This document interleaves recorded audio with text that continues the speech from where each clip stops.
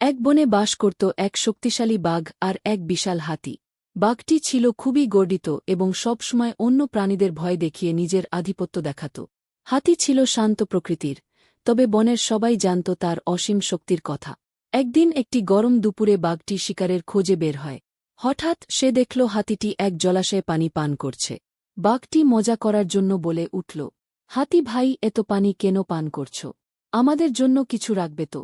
হাতি শান্তভাবে উত্তর দিল, বাঘ ভাই, এই জল সবার জন্য, তুমি ইচ্ছে করলে পান করতে পারো। কিন্তু বাঘটি তা শুনে আরও বিরক্ত হল। সে চিৎকার করে বলল, তোমার এত সাহস, আমায় শেখাতে আসছ? বাঘটি রেগে গিয়ে হাতির দিকে ঝাঁপিয়ে পড়ল।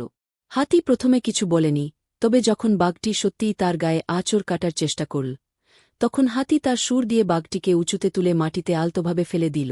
বাঘটি হতবাক হয়ে গেল। বাঘটি ব্যথা নিয়ে দাঁড়িয়ে বলল, তুমি এত শক্তিশালী, কিন্তু তুমি আমাকে মেরোনি কেন? হাতি হেসে বলল, শক্তি দিয়ে সবসময় সমস্যার সমাধান হয় না, ক্ষমা করার শক্তি আরও বড়। তুমি আমার ভাই, তোমার ক্ষতি করা আমার কাজ নয়। বাঘটি লজ্জা পেয়ে হাতির কাছে ক্ষমা চাইল। এরপর থেকে বাঘটি আর কখনো অহংকার দেখায়নি এবং হাতি ও বাঘ বন্ধুর মতো বনে শান্তিতে বাস করতে শুরু করল।